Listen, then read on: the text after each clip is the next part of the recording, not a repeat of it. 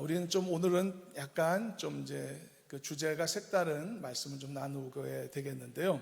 우리가 지금 레위기 말씀을 이제 살펴보고 있습니다만 예전에 그 새벽 시간에 레위기 말씀을 볼 때는 전체를 다 훑어보았습니다. 그러나 이제 주일 오전 시간에는 아무래도 내용을 선택하게 되는데요.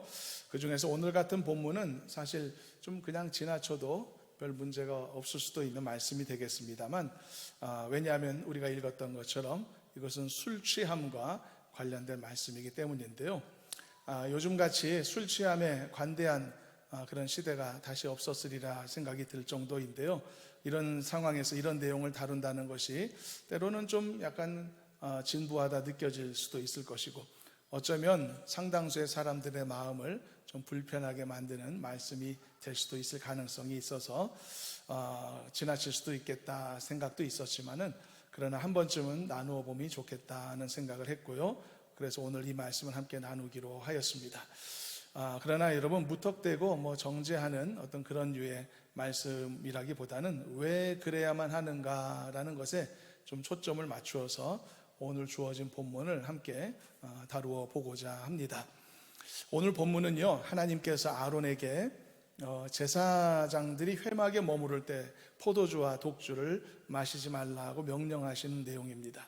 명령 자체야 우리가 읽은 그대로 하나도 어렵지 않죠. 명쾌하기 때문에 논란의 여지가 없습니다. 그러나 이것이 과연 공적인 차원의 명령인가, 그리고 아니면 사적인 차원의 명령인가, 이 명령의 성격에 관해서는 좀 논란이 있을 수가 있겠습니다. 그래서 이 부분 먼저 다루어 보려고 합니다.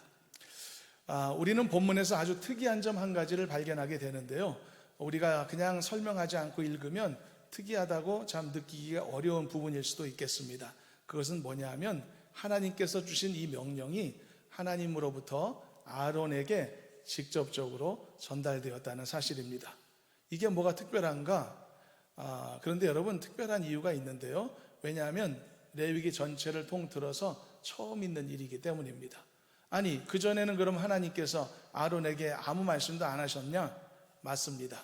아무 말씀하지 않으셨습니다. 항상 하나님은 모세라는 인물을 통해서 모든 소통을 이어가셨기 때문에 하나님은 항상 모세와 말씀하셨고, 모세를 통해서 백성들에게 그 뜻을 전달하셔 오셨거든요. 그런데 오늘 본문을 보니까 처음으로 레위기에서 이렇게 아론에게 하나님이 직접 말씀하신 부분을 우리가 볼 수가 있는 것입니다.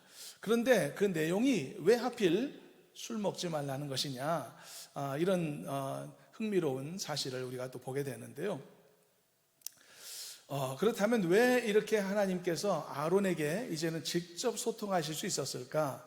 이것에 대해서 어떤 해석자들은 상당한 의미를 부여하기도 합니다. 바로 이것은 아론이 이 시점에 하나님으로부터 직접 말씀을 들을 수 있었다는 것은 아주 특별한 일이다. 그래서 어떤 이유를 이렇게 이제 제시하기도 하는데요.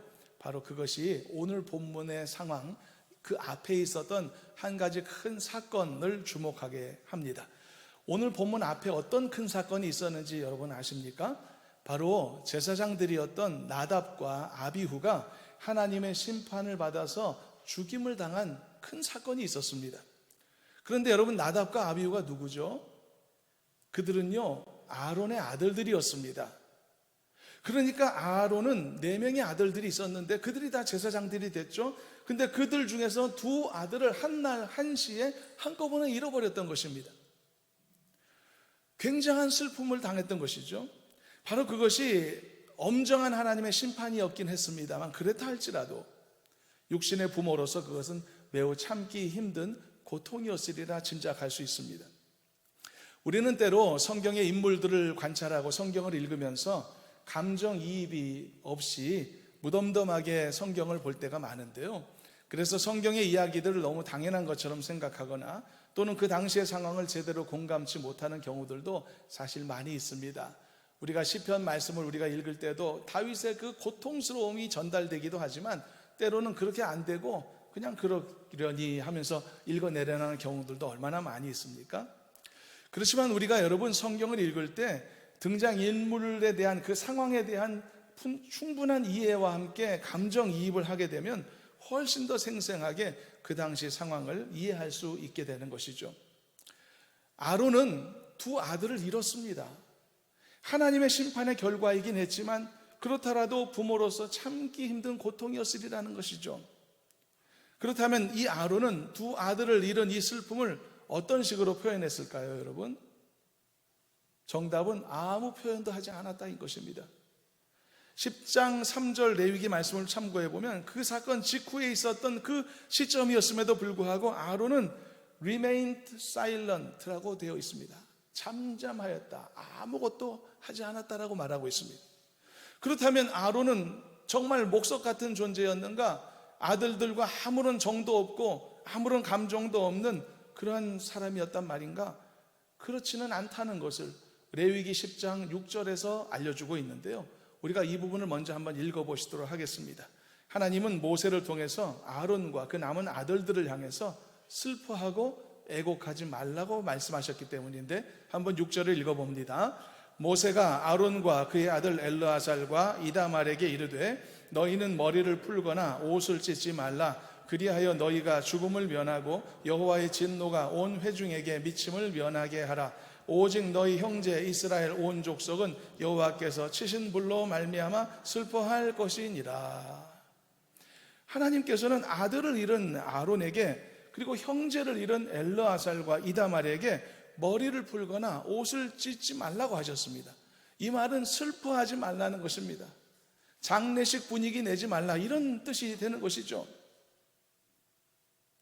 심지어 하나님께서는 만일 그들이 이렇게 슬퍼하거나 애곡하게 된다면 하나님 앞에서 그들도 역시 죽음을 면치 못할 것이라고 경고까지 하셨습니다. 심지어 그들이 그 죽음의 재앙은 아들과 그 아론뿐만이 아니라 온 회중에까지 미칠 수 있다고까지 강하게 경고하셨습니다. 그러므로 이 하나님의 경고는 굉장히 두려운 것이었습니다.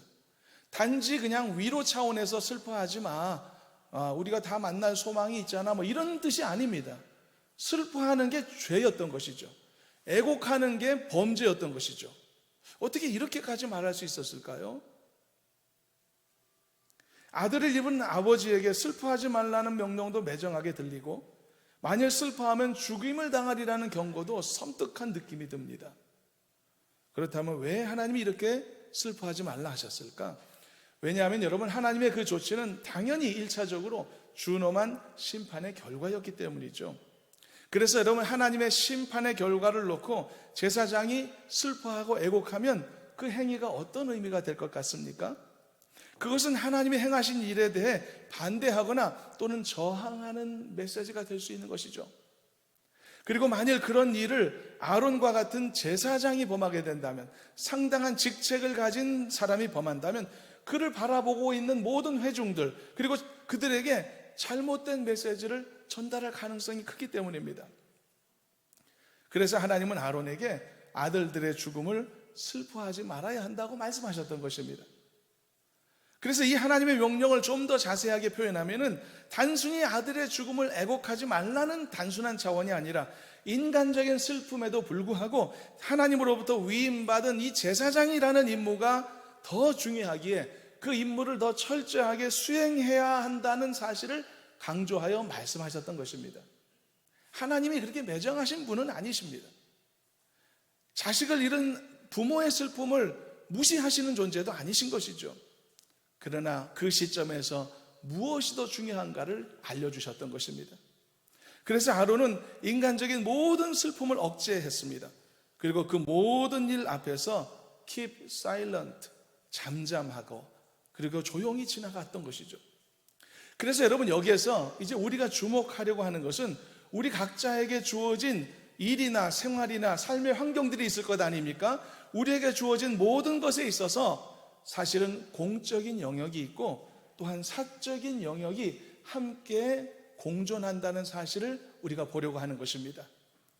우리에게 공적인 영역이 있다고요? 나에게? 내가 무슨 공직을 하고 있나요? 내가 무슨 대단한 직분자인가요? 여러분, 그래서가 아닙니다. 우리는 예수 그리스도를 믿는 하나님의 자녀로서 바로 이 두 가지 사명을 다, 두 가지 성격의 삶을 다 갖고 있다라고 말씀하고자 하는 것입니다.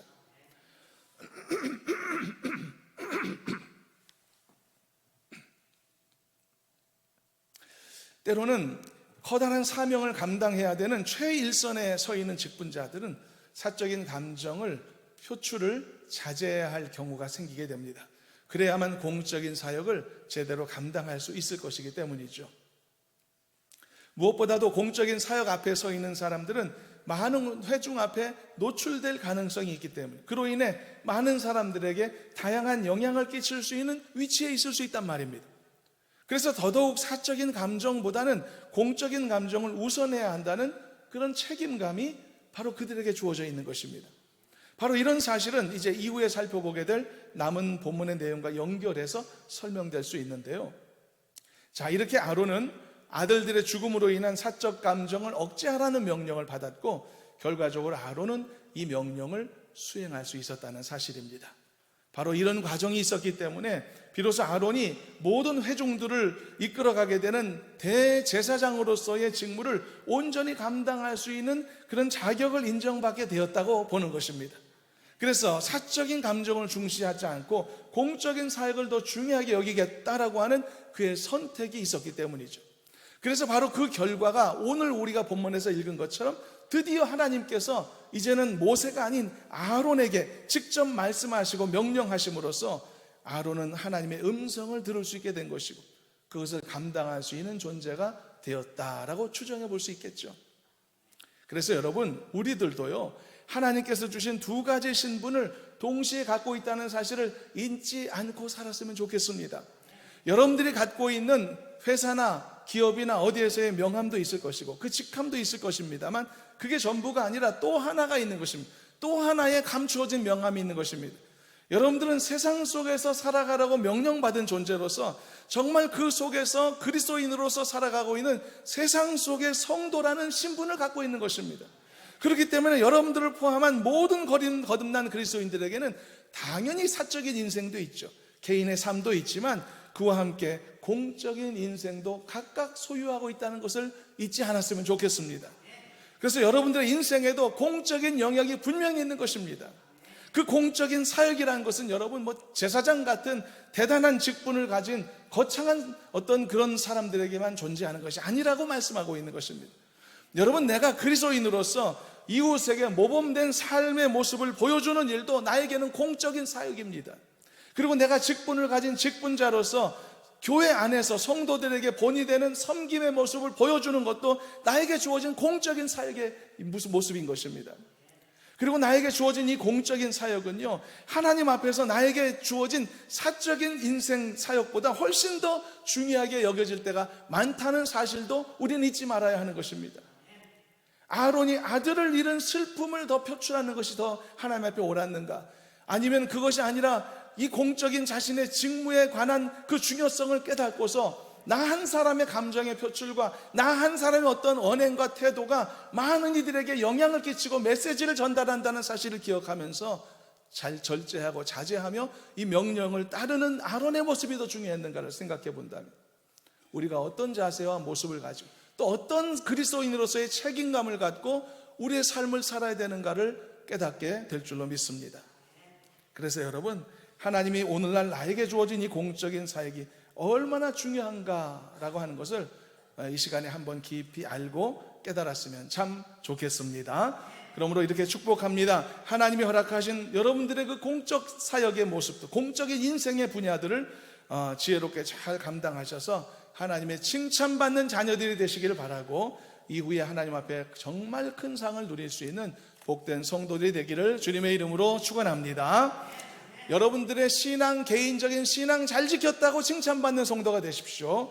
그러나 이것은 기본적인 것입니다.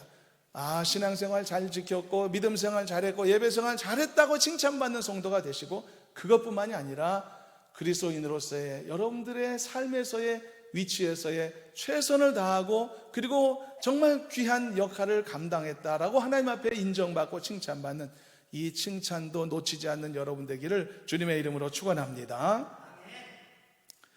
그렇다면 하나님께서 아론에게 직접적으로 명령하신 내용이 어떤 것이었는가? 이제 내용을 보겠습니다. 본문 8절 9절을 다시 한번 읽어보겠습니다.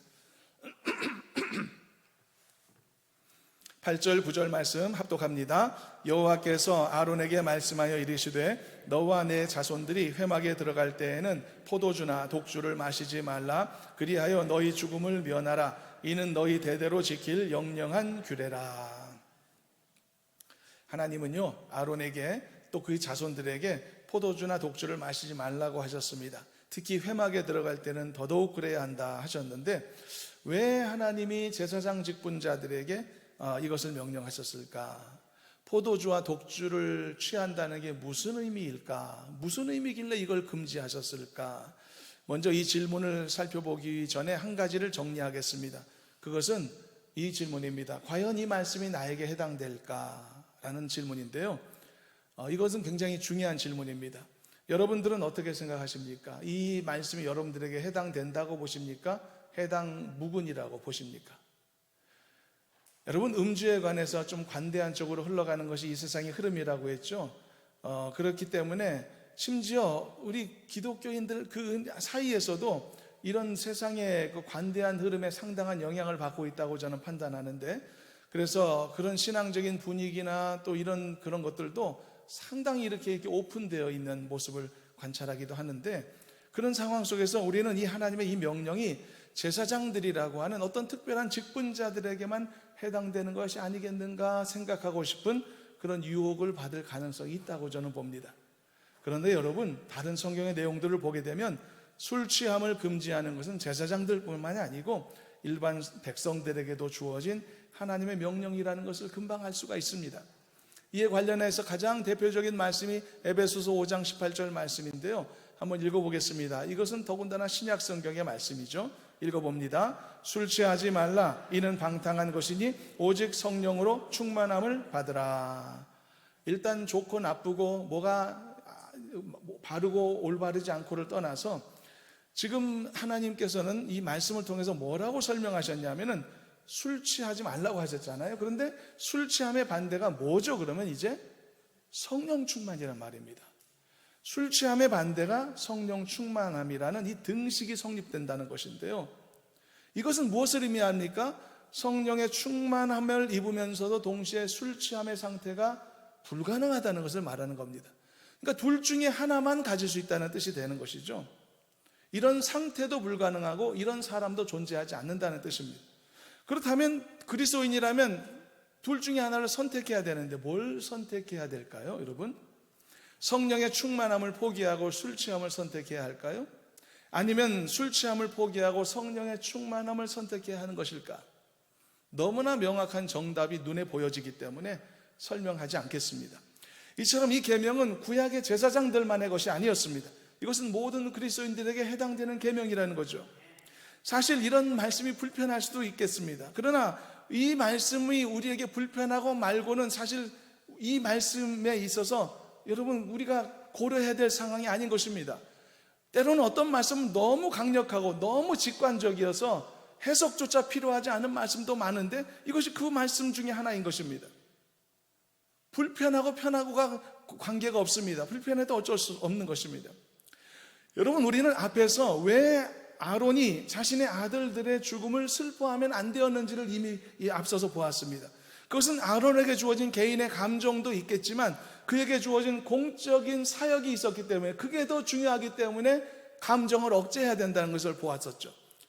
그래서 공적인 사역 때문에 아들의 죽음이라는 감정도 억제해야 됐다는 것.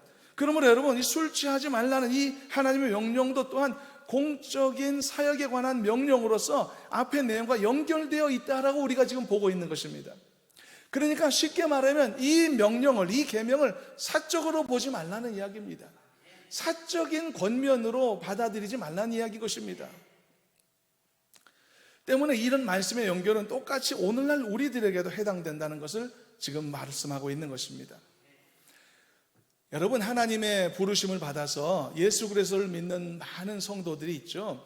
그들에게는요, 우리도 그렇지만 사적인 감정의 영역과 함께 공적인 사역의 영역이 동시에 주어진다고 하지 않았습니까? 그러므로 예수 믿는 우리 모두에게도 공적인 사역이 주어지고 존재하는 것이 맞다면 더더욱 포도주, 독주 마시지 말라는 이 하나님의 명령을 제사장들 것으로만 치부할 수는 없는 것이죠.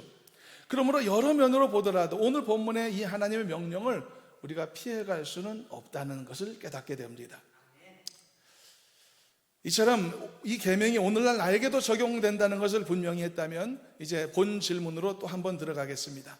그렇다면 포도주와 독주에 취한다는 게 무슨 의미길래 이것을 금지하셨을까? 그것을 알 수 있는 내용이 본문 10절, 11절인데 한번 읽어보도록 하겠습니다. 10절부터 합독합니다. 그리하여야 너희가 거룩하고 속된 것을 분별하며 부정하고 정한 것을 분별하고 또 나 여호와가 모세를 통하여 모든 규례를 이스라엘 자손에게 가르치리라. 왜 구약의 제사장들이 포도주와 독주를 금해야 했을까? 그리고 왜 왕과 같은 제사장으로서 부르심을 받은 오늘날의 성도들도 이 말씀을 신중히 받아야 할까? 그것은 제사장들에게도 그리고 오늘날 우리들에게도 주어진 공적인 사역이 있기 때문인 것입니다. 공적인 인생의 영역이 있기 때문이라는 말입니다. 그래서 그들에게 주어진 공적인 인생의 영역을 잘 감당해야 하기 때문에 그래서 포도주와 독주가 금지되었던 것입니다. 그렇다면 하나님께서 오늘 본문에서 대표적으로 말씀하고 계시는 공적인 사역의 내용은 무엇입니까? 첫 번째는 분별의 사역이고 두 번째는 가르침의 사역이라는 것을 알 수 있죠. 10절을 다시 한번 읽어보겠습니다. 10절을 합독합니다. 그리하여야 너희가 거룩하고 속된 것을 분별하며 부정하고 정한 것을 분별하고. 제사장들에게는 거룩하고 속된 것을 분별해야 하는 중대한 사역이 있었습니다. 그리고 부정하고 정한 것 또한 구분할 수 있는 지혜가 제사장들에게 항상 필요했었습니다. 이것은 제사장이라고 하는 공적 직분자들이라면 반드시 갖고 있어야 될 가장 큰 사역의 중대한 면모였던 것인데, 그리고 그들은 백성을 신앙으로 이끄는 지도자들이었단 말이죠. 그래서 그들에게 올바른 신앙을 심어줘야만 했었고, 백성들에게 올바른 삶의 태도와 그리고 삶의 신념이 무엇인지를 알려줘야만 하는 자리였습니다. 그리고 그들에게 올바른 생활 윤리가 무엇인지 도덕관념도 올바르게 세워줘야 되는 역할을 하고 있었던 것이죠. 그런데 그들 자신들이 옳고 그름을 분별할 수 없는 상태에 빠진다면 얼마나 큰 문제겠습니까? 거룩한 것과 속된 것을 구분하여야 정결의식을 할 수 있을 텐데 그 구분을 못하게 된다면 어떻게 자기의 직분을 감당하겠습니까? 그래서 그 공적인 사역자 한 사람이 이 분별을 할 수 없게 될 때 한 사람만 망하는 것이 아니고 그를 따르는 모든 사람들이 망할 수 있단 말입니다. 그래서 제사장들은 반드시 이 거룩하고 속됨을 구별할 수 있어야 하고 부정하고 정한 것을 분별할 수 있는 능력을 가져야 하는 것입니다. 그런데 이 말씀에 따르면 술 취함이 바로 이것에 커다란 방해가 된다는 것이죠. 우리가 아무리 변명해도 이 사실 자체는 거부할 수 없습니다. 왜냐하면 본문에서 하나님이 직관적으로 말씀하신 내용이니까요. 9절의 명령을 지켜야 한다는 것입니다. 그래야 너희가 거룩하고 속된 것을 분별할 수 있을 것이다. 이게 말씀 아닙니까? 그래서 여러분, 이제 우리가 이 말씀을 오늘 접한 이후로부터는 우리가 술을 마시지 말아야 된다라고 하는 이 계명을, 그 이유를 이제는 개인적으로 여러분 접하지 않았으면 좋겠습니다. 개인적인 차원의 경건의 문제처럼 생각하지 않았으면 좋겠습니다. 내가 그리스도인인데 내가 예수 믿고 세례받고 이제는 하나님의 이 백성으로서 이 성도로서 살아가는데 그건 술 먹고 그건 어울리지 않아. 그건 신앙적인 이 모습과 합당하지 않아. 그런 차원으로 도전받지 않았으면 좋겠습니다. 그리고 개인적인 어떤 신앙의 색깔이나 또는 소신의 문제로 치부되지 않았으면 좋겠습니다. 나는 예수 믿지만 난 개인적인 소신이 이 정도는 될 거라고 생각해. 그리고 사람들이 여러 가지 신앙에 다 다양한 색깔과 성향이 있지 않겠어? 어떤 사람은 이렇게 하고 어떤 사람은 저렇게 할 수 있지 않을까? 나는 이렇게 했으면 좋겠어. 개인적인 신앙의 색깔과 소신으로 이 계명을 치부하지 않았으면 좋겠습니다. 또는 이것을 개인의 어떤 건강 문제 같은 것으로 연결하지 않았으면 좋겠습니다. 술은 건강에 나쁘지, 좋지 않지 않아? 또는 어떤 경우는 술 한두 잔은 건강에 좋지, 몸에 더 낫지 않아? 이런 건강의 차원으로 이 계명을 치부하지 않았으면 좋겠습니다. 또는 이것을 개인의 어떤 신앙의 과제 정도로만 생각해왔던 모든 나의 어떤 기본적인 1차원적인 이 말씀을 대하는 태도에서 우리 모두가 벗어났으면 좋겠습니다. 여러분, 이것은 개인적인 차원의 개인적인 신앙의 숙제가 아닌 것입니다. 여러분, 부름받은 그리스도인으로서, 그리고 세상 속에서 섞여서 살며 빛과 소금의 역할을 해야 될 성도로서 말이죠. 그리고 나의 착한 행실로서 많은 사람들로 하여금 하나님의 영광을 보게 만들어야 하는 그런 사역자로서 말이죠. 나는 이 하나님의 명령을 절대 지나칠 수가 없고 무시할 수가 없는 것이며, 따라서 반드시 지켜야만 한다는 것을 깊이 이해하고 이 말씀의 무거움을 우리가 공감하는 이 시간이 되었으면 좋겠습니다. 그래서 여러분, 이것이 개인적인 경건에 관련된 명령이 아닌 것입니다. 공적인 사역에 관한 명령이라는 것을 여러분 알았으면 좋겠습니다. 하나님께서 아론과 제사장들에게도 공적인 사역의 차원에서 이 명령을 내리셨지 않습니까? 그래서 여러분, 우리가 이 명령을 대하는 태도와 자세가 이제는 좀 달라져야 할 것입니다. 이것이 나를 위해서 지켜야 되는 계명이죠. 당연히 개인적인 신앙의 차원도 가치가 의미가 있습니다. 그러나 동시에 그리스도인으로서의 본분을 다하기 위해서 이것은 반드시 해내야 될 계명이구나 라는 것을 우리가 공감하고, 그래서 같은 계명을 지키더라도 전혀 다른 자세와 태도를 갖고 이 계명을 지키는 우리가 되었으면 좋겠습니다. 한 가지 사례를 들려고 하는데요. 저도 그렇고 아마 여러분들도 다 그러실 거라고 생각하는데, 새벽 예배에 나오시는 분들은 새벽 기도 시간을 지키기 위해서 아마 알람을 켜두고 잠을 청하시게 되겠죠. 그리고 정확히 새벽 시간에 맞추어서 이제 알람이 켜지면 일어나서 이제 새벽 예배에 오게 되지 않습니까? 근데 이제 그 새벽 예배를 철저히 지키는 저와 여러분들의 모습은 동일한데, 굳이 비교를 한번 해보자면 지키는 태도와 의미는 상당히 다를 수 있는 것입니다. 여러분들은 아마 개인의 경건과 개인의 신앙을 목적으로 새벽 시간을 지키는 것이 대부분일 것입니다. 개인 기도 시간을 확보하기 위해서 이 새벽 시간에 나와 기도해야지, 그래야 내가 개인 기도, 내가 기도하지 않으면 살 수 있나? 어떤 이런 개인의 신앙적인 도전의 차원에서 새벽 시간을 지키실 텐데, 저는 어떨까요? 저는요, 주어진 사역을 감당하려는 목적으로 새벽 시간을 지키는 겁니다. 동기부여가 상당히 다른 것입니다. 다릅니다. 이유가 굳이 비교하자면, 그런데 어떤 동기부여가 더 강력할 것 같습니까? 강력하다고 하니까 무슨 우리가 이게 순위 매기는 것 같은데, 그런 의미가 아니라 어떤 동기부여가 나를 더 잠에서 깨게 만들 수 있다고 보십니까, 여러분? 개인의 경건의 목적보다는 사역을 수행하려는 목적이 새벽 시간에 잠을 깨게 만드는 더 강한 동기부여가 되는 것입니다. 이해가 되시죠, 여러분? 왜냐하면 반드시 일어나야 되니까요. 안 일어나면 큰일 나니까 말이죠. 만일 여러분들이 새벽 시간에 하루쯤 실수해서 안 나오지 않습니까? 그럼 큰일 납니까? 오늘 피곤해서 알람도 모르고 그냥 계속 잤네. 오늘 피곤했나 보다. 그리고 지나가면 끝나는 겁니다. 근데 만약 제가 이 새벽에 알람 켜놓고 잠들어 버리면 심각한 불상사가 발생할 수 있는 것이죠. 물론 믿음직한 부교역자들이 있어서 큰 문제는 일어나지 않겠습니다만, 그런데 제가 일부 때도 말씀했지만 새벽 예배에 나오는 부교역자들의 복장을 보면 제가 긴장하지 않을 수 없게 됩니다.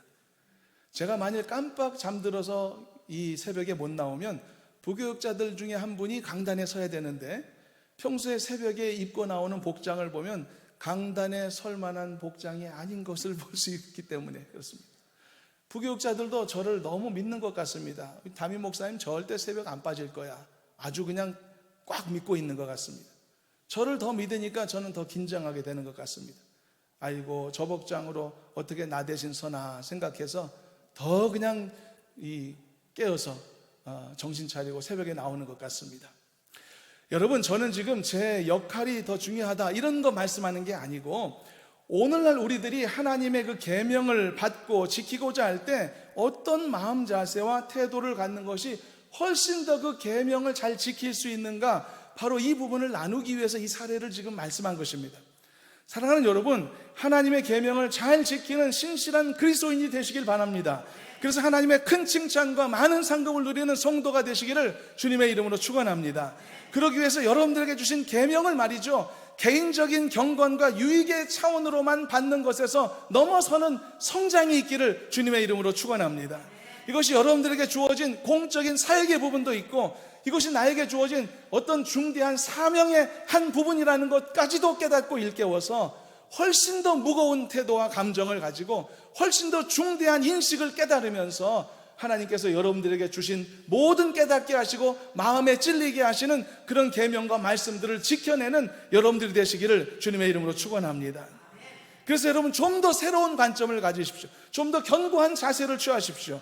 그래서 주신 계명을 삶에서 더 아름답게 이뤄내는 우리가 되시기를 바랍니다. 그래서 여러분, 나중에 칭찬받을 때 두 가지 칭찬 다 받으시길 바랍니다.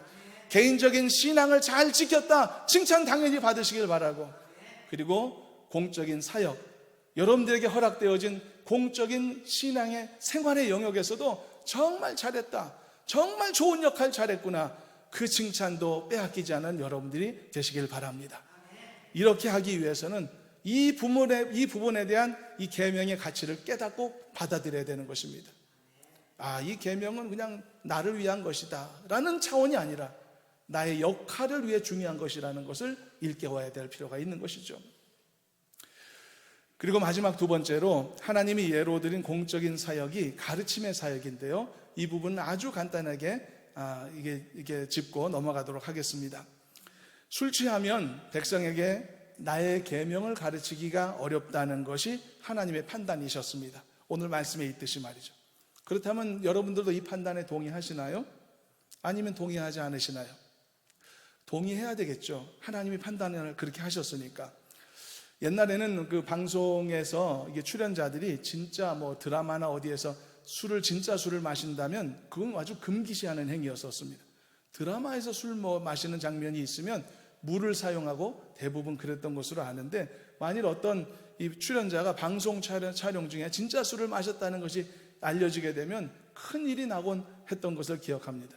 근데 요즘은 그렇지가 않습니다. 굉장히 관대해져서 방송에서 술 마시는 것은 아무렇지도 않은 일이 벌써 오래전부터 되었죠. 사람들의 인식이 이렇게 많이 바뀌었는데요, 이런 관대한 분위기에 편승을 해서 어떤 사람은 술 한두 잔 마셔도 방송이 더 잘 된다, 너무 쉽게 말하기도 하고 그렇게 하는데, 그렇다면 여러분, 술을 마시면 도움이 된다는 얘기를 하는 사람들이 있거든요. 그렇다면 혹시 그런지 모르겠습니다만, 술을 마시면 다른 사람들을 가르치는 일을 더 잘할 수 있을까요? 오늘 본문에 나오는 사례처럼.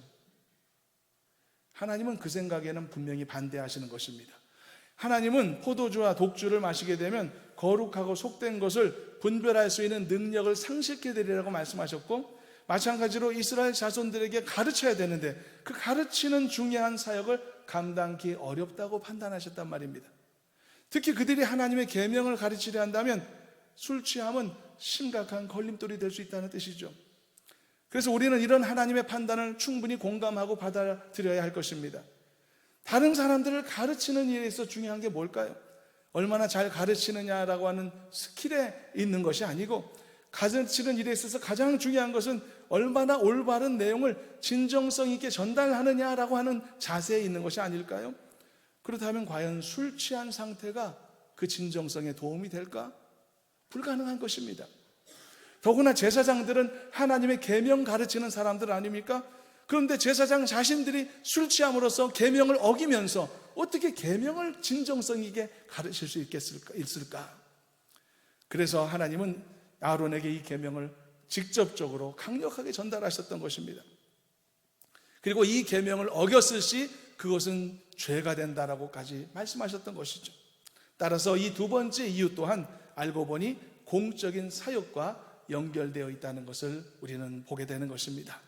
말씀을 정리하겠습니다. 사랑하는 여러분, 여러분들이 세상 속의 그리스도인으로서 하나님이 주신 다양한 말씀을 이루면서 살아가야 되는데, 그럴 때 이제는 더 이상 이것을 단지 개인의 유익의 차원으로만 받아들이지 않으셨으면 좋겠습니다.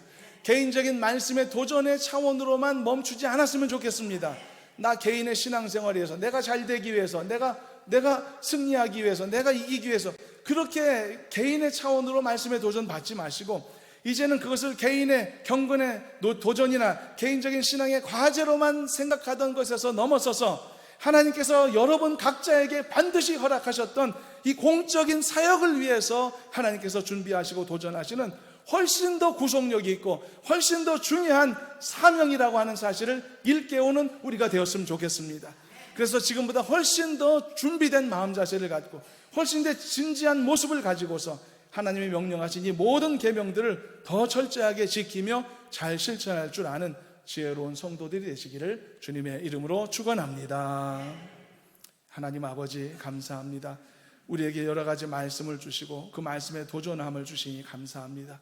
이것은 나 개인의 신앙생활의 승리의 영역이기도 하고 또 나에게 허락하신 귀한 사역과 직분의 영역이기도 하다는 것을 알게 해주셔서 감사합니다. 더 무거운 마음과 진지한 태도로 우리에게 주신 이 말씀을 잘 감당하여 모든 면에서 하나님의 칭찬받는 성도들 삼아 주시옵소서. 예수님의 이름으로 기도하옵나이다. 아멘.